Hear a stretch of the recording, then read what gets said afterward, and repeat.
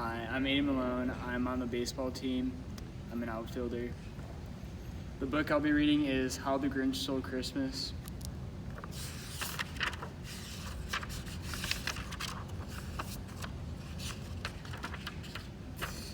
Every Who down in Whoville liked Christmas a lot. But the Grinch who lived just north of Whoville did not. The Grinch hated Christmas the whole Christmas season. Now please don't ask why. No one quite knows the reason. It could be his head wasn't screwed on just right. It could be perhaps that his shoes were too tight. But I think that the most likely reason of all may have been that his heart was 2 sizes too small. And they are hanging their stockings. He snarled with a sneer, "Tomorrow is Christmas. It's practically here." Then he growled with his Grinch fingers, nervously drumming, "I must find some way to stop Christmas from coming." For tomorrow, he knew, all the Who girls and boys would wake bright and early. They'd rush for their toys, and then, oh, the noise. Oh, the noise. Noise, noise, noise. That's one thing he hated, the noise. Noise, noise, noise, noise. Then the Who's, young and old, would sit down to a feast, and they'd feast, and they'd feast, and they'd feast. Feast, feast, feast. They would feast on Who pudding and rare Who roast beef's breast, which was something the Grinch couldn't stand in the least. And then they'd do something he liked least of all. Every Who down in Whoville, the tall and the small, would stand close together with Christmas bells ringing. They'd stand hand in hand, and the Who's would start singing. They'd sing and they'd sing, and they'd sing, sing, sing, sing. And the more the Grinch thought of this Who Christmas sing, the more the Grinch thought, I must stop this whole thing. Why? For 53 years I've put up with it now. I must stop this Christmas from coming, but how? Then he got an idea, an awful idea. The Grinch got a wonderful, awful idea. I know just what to do, the Grinch laughed in his throat, and he made a quick Santa Claus hat and a coat, and he chuckled and chuckled. What a great Grinchy trick. With this coat and this hat, I look just like Saint Nick. All I need is a reindeer. And the Grinch looked around, but since reindeer are scarce, there was none to be found. Did that stop the old Grinch? No. The Grinch simply said, if I can't find a reindeer, I'll make one instead. So he called his dog Max, then he took some red thread, and he tied a bighorn on the top of his head. Then he loaded some bags and some old empty sacks on a ramshackle sleigh, and hitched up old Max. The Grinch said, "Giddy up," and the sleigh started down toward the homes where the Who's lay a snooze in their town. All their windows were dark, quite snow-filled. All the Who's were all dreaming sweet dreams without care. When he came to the first little house on the square, "This is stop number 1, the old Grinchy Claus hissed, and he climbed to the roof, empty bags in his fist. Then he slid down the chimney, a rather tight pinch, but if Santa could do it, then so could the Grinch. He got stuck only once, for a moment or two, then he stuck his head out of the fireplace flue, where the little Who stockings all hung in a row. These stockings he Grinched are the first things to go.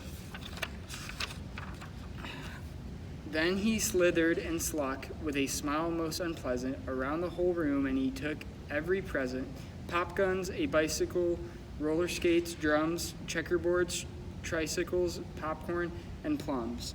And he stuffed them in bags. Then the Grinch very nimbly stuffed all the bags, one by one, up the chimney.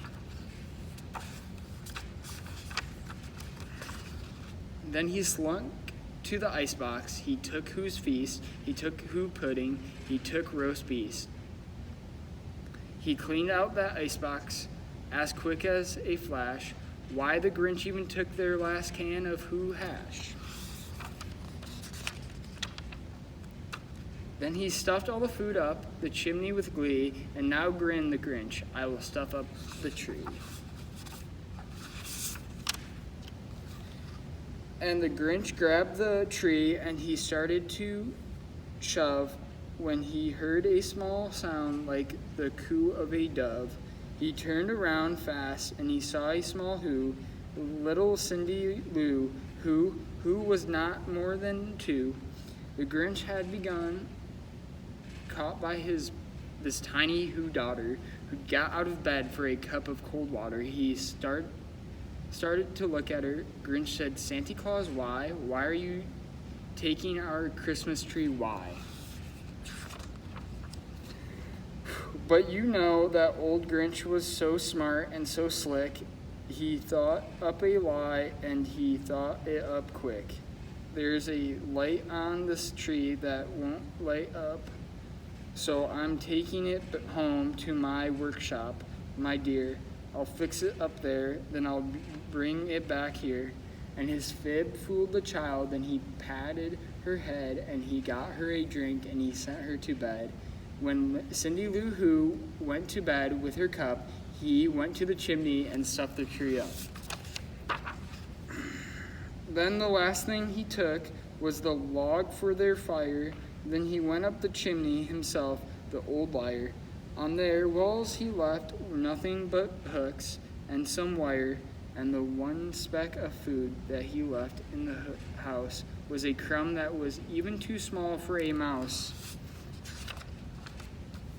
Then he did the same thing to the other Who's houses, leaving crumbs much too small for the other Who's mouses. It was 1/4 dawn, all the Who's still lay bed, all the Who's still lay snooze, when he packed up his sled, packed it up with their presents, the ribbons, the wrappings, the tags and the tinsel, the trimmings, the trappings.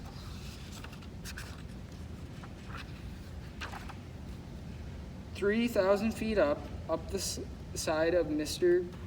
Crumpet he rode, with his load to the tip-top to dump it. Pooh, pooh, the Who's, he was grinchishly humming. They are finding out now that no Christmas is coming. They are just waking up, I know just what they'll do. Their mouths will hang open a minute or two, then the Who's down in Whoville will all cry boo-hoo. There's a noise, grinned the Grinch, that I simply must hear. So he paused, and the Grinch put his hand to his ear, and he did hear a sound rising over the snow. It started in low, then it started to grow. But the sound wasn't sad. Why, this sound sounded merry. It wouldn't be so, but it was merry, very. He started down at Whoville. The Grinch popped his eyes, then he shook. What he saw was a shocking surprise. Every Who down in Whoville, the tall and the small, was singing without any presents at all. He hadn't stopped Christmas from coming. It came. Somehow or other, it came just the same.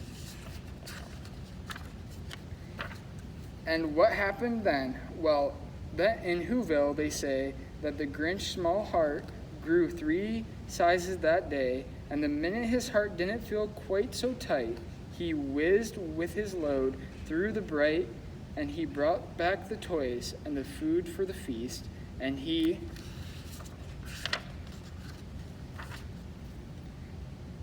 himself, the Grinch, carved the roast beast.